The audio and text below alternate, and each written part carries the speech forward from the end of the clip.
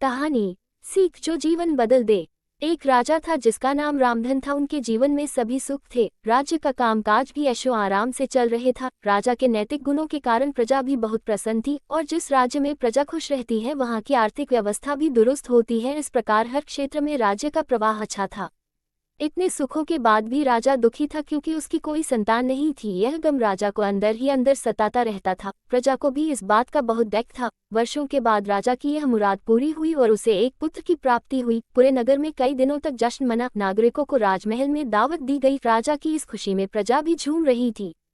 Samaya Batata Ya Raha de Raja Kumara Ka Nama Nandanasina Rakagaya Puja Patha Avama Intajara K Bada Raja Ko Santana Prapta Waiti Isalia Use Bear Lara Piara Se Raka Jada de Lekina Ati Kisi Bada Kiachi Nahim Hodi Adika Lara Ne Nandana Sinha Ko Bahuda Bigara Dia de Bakapana Mem to Nandana Ki Sabi Bait Dilla Ko Lubati Ti Para Bear Hot Yahi Bait Badami Ji Logan Lagati Hyam Nandana Bahuda Jayada Jiti Ho Gaya de Usak Mana Mema Henkara A Gaya de Vokahada de Ki Praja Sadeva Usaki Jaya Jayakara Kare Usaki Prasansa Karam Usaki Badana Sunain Para Vo Kolahala Maka Deta de Bikare Sanako Ko to Vo Para Ki Judy Hai Samajata de Idina Usaka Prakopa Praja Para Uterine Laga de Vo Kuda Ko Bhagavana K Samana Puyata Dekana Kahata de Ayu de Bahuda Kamati Lekina Aham Kai Guna Barha Kukada Nandana K Isa Vyavahara Se Sabi Bahuda Duki the Praja Idina Darabara Mem Nandana Ki Sikayata Lakara Tt Jisaki Karana Raja Ka Sira Leja Se Juka Jata de Yaha Eka Gambira Vasaya Bana Kukada।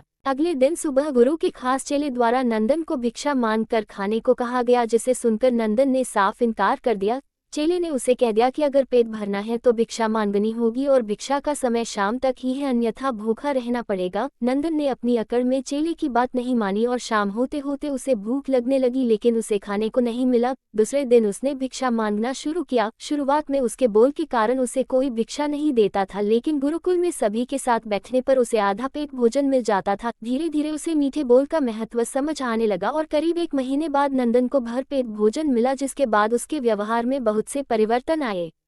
इसी तरह गुरुकुल के सभी नियमों ने राजकुमार में बहुत से परिवर्तन किए, जिसे राधा गुप्त जी भी समझ रहे थे। एक दिन राधा गुप्त जी ने नंदन को अपने साथ सुबह सवेरे सैर पर चलने कहा। दोनों सैर पर निकल गए। रास्ते भर बहुत बातें की। गुरु जी ने नंदन से कहा कि तुम बहुत बुद्धिमान हो और तुम में बहुत अधिक ऊर्जा है, जिसका तुम्हें सही दिशा में उपयोग करना आना चाहिए। दोनों चलते चलते एक सुंदर बाग में पहुंच गए, जहां बहुत सुंदर सुंदर फूल थे, जिनसे बाग महक रहा था। गुरुजी ने नंदन को बाग से पूजा के लिए गुलाब के फूल तोड़ने कहा। नंदन झट से सुंदर सुंदर गुलाब तोड़ लाया और अपने गुरु के सामने रख दिए। अब गुरुजी ने उसे नीम के पत्ते तोड़कर लाने कहा। नंदन वो भी ले आया। अब गुरुजी ने उसे एक गुलाब सूंघने दिया और कहा, बताओ कैसा लगता है। नंदन ने गुलाब सूंघा और गुलाब की बहुत तारीफ की। फिर गुरुजी उसे नीम के पत्ते चखकर उसके बारे में कहने को कहा। जैसे ही नंदन ने नीम के पत्ते खाए, उसका मुंह कड़वा हो गया और उसने उसकी बहुत निंदा की और जतर कतर पीने का पानी ढूंढने लगा।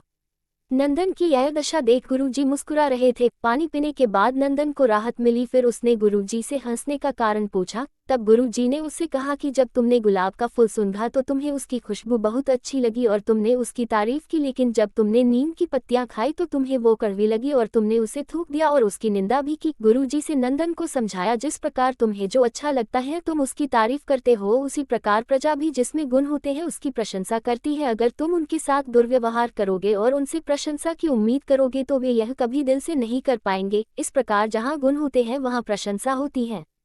नंदन को सभी बातें विस्तार से समझ आ जाती हैं और वो अपने महल लौट जाता है। नंदन में बहुत परिवर्तन आता है और वो बाद में एक सफल राजा बनता है। कहानी की शिक्षा। गुरु की सीख ने नंदन का जीवन ही बदल दिया। वो एक क्रूर राजकुमार से एक न्यायप्रिय दयालु राजा बन गया। इस कहानी से हमें यही शिक्षा मिलती है कि हम में गुण होंगे तो लोग हमें हमेशा पसंद करेंगे, लेकिन अगर हम अवगुणी हैं तो हमें प्रशंसा कभी नहीं मिल सकती।